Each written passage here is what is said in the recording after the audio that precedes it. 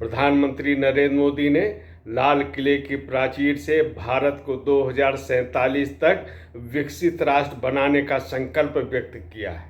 वस्तुतः ये जो उनका आत्मविश्वास है ये ठोस बुनियाद पर आधारित है और ये बुनियाद वह है जिसके आधार पर विगत 9 वर्षों से भारत की एक विकास यात्रा अनवरत चल रही है।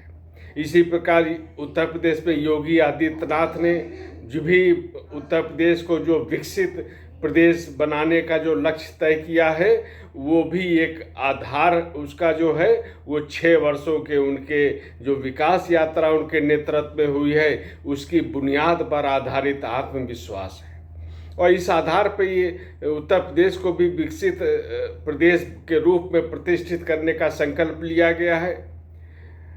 योगी आदित्यनाथ ने अपने सरकारी आवास पे और विधानसभा में जो मुख्य समारोह हुआ स्वतंत्रता दिवस का उसमें ध्वजारोहण किया, उसमें संबोधन किया, यहाँ सांस्कृतिक कार्यक्रम भी प्रस्तुत किए गए और इनके आधार पर ये जो योगी आदित्यनाथ ने यहाँ भी वही संकल्प व्यक्त किया है और ये कहा है कि भारत जो है वो केवल ज़मीन का टुकड़ा नहीं है, तो हमारी जो सनातन संस्कृति जो कहती है कि माता भूमि पुत्रो अहम पृथिव्या, तो इस भाव से हम देश को देखते हैं, इस भाव से हम अपनी भूमि को देखते हैं। तो इसलिए इसकी सेवा करना, इसको पुनः प्रतिष्ठित करना विश्व स्तर पर, इसको विश्व गुरु के रूप में ले स्थापित करना, ये सब हम सब लोगों का कर्तव्य है और इस दिशा में हम सबको आगे बढ़ने का संकल्प भी लेना है। अब जो आधार जिसकी मैं चर्चा कर रहा था कि 6 वर्षों में जो आधार बना है प्रदेश को विकसित बनाने का, कि किस तरह पे यहाँ पे ईज ऑफ डूइंग बिजनेस हो, ईज ऑफ लिविंग हो, इन सब में जिस तरह का बिल्कुल अभूतपूर्व जो उछाल आया है हमारी रैंक में उत्तर प्रदेश की, वो एक बहुत बड़ी उपलब्धि है। और इस आधार पे वो योगी आदित्यनाथ जो संकल्प ले रहे हैं वो पूरा करना कोई कठिन कार्य भी नहीं है।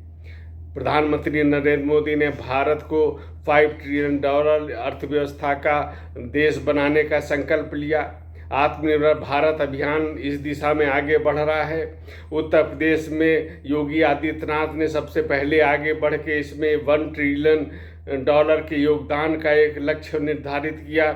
उत्तर प्रदेश विगत 6 वर्षों से उस दिशा में लगातार यात्रा कर रहा है और ये उपलब्धियां तब हासिल हुई जब करीब 2 साल कोरोना महामारी का मुकाबला करने में व्यतीत हुए और विश्व के अनेक देशों की जब अर्थव्यवस्था गड़बड़ हो गई, इसके बावजूद भारत ने, उत्तर प्रदेश ने अपने को संभाल कर रखा है, अर्थव्यवस्था को कमज़ोर नहीं होने दिया है।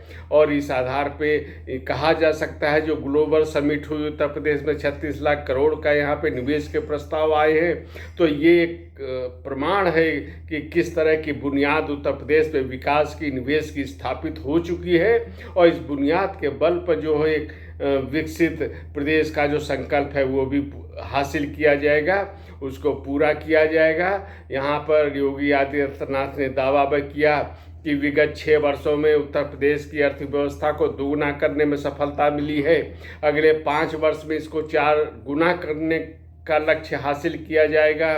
प्रति व्यक्ति आय 2 गुनी हो गई है और ये एक समृद्ध विरासत को लेकर हम लोग जिस तरह आगे बढ़ रहे हैं, तो प्रत्येक क्षेत्र में अभूतपूर्व कार्य हो रहे हैं, चाहे विरासत से संबंधित हो, संस्कृति से संबंधित हो, गरीबों के कल्याण से संबंधित हो, निवेश हो, उद्योग हो, इन सभी दिशा में जिस तरह की विकास कार्य हो रहे हैं और इसके आधार पर ये प्रदेश भी विकसित होगा।